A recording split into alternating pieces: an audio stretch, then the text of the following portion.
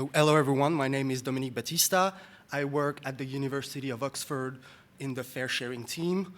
And thank you for letting me present our work on machine-readable metadata models and a set of toolkits that we have developed to help you manipulate them. So this project originated with a couple of statements and problems. So the very first one was that there are hundreds and hundreds of minimum information checklists out there. They come from different samples and technologies, and most of the time they are written for human beings, which means that they lack a little bit of machine readability. So for instance, a PDF is hardly exploitable. Those raise a couple of questions, especially in the context of the FAIR principles. The first one was, given a data set's metadata, how do you validate those against the corresponding model? How do you combine those metadata to create more complex experiments? And how do you combine those models all together to create the new models? So in order to deal with that, we are proposing a representation of those models using JSON schema for the syntactic layers and JSON LD for the semantic ones. And we are proposing you a toolkit to help you manipulate those schemas. So this is just the philosophy of separations of concern that has driven this project. So on the left, you have a simple JSON schema, and each field is actually represented with its ontology term identifier, which is not very human readable.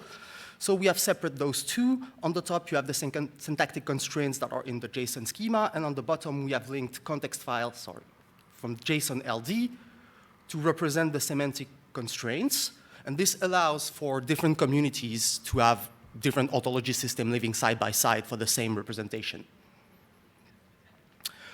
Among the toolkit that we have developed, the very first one is a documenter.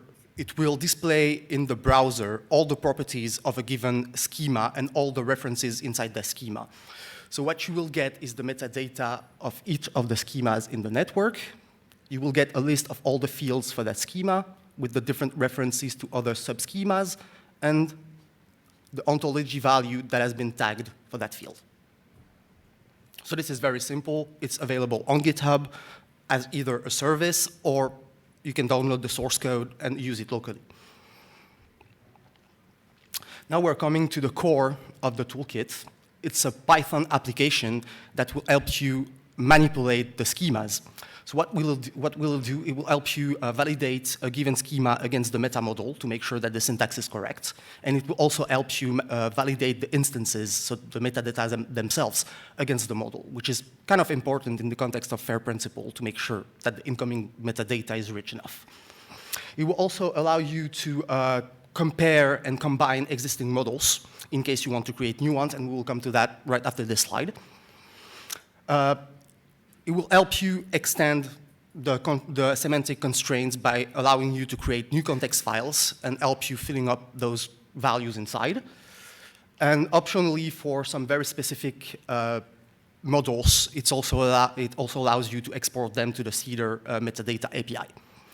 It's available on GitHub. It's fully documented through Read the Docs, and it's been covered with unit tests and continuous integration through Travis CI, basic stuff.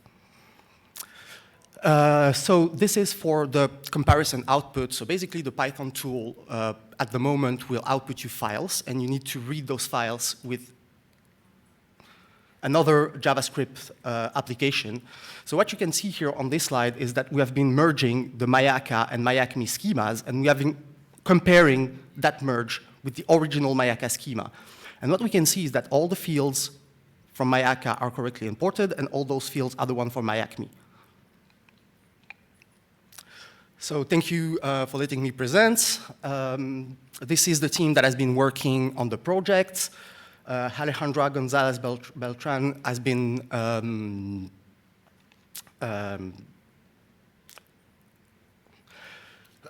sorry. She has been leading the project, but she has left now the team, so she is not here today. We are also recruiting a research software engineer with front-end skills. Thank you very much.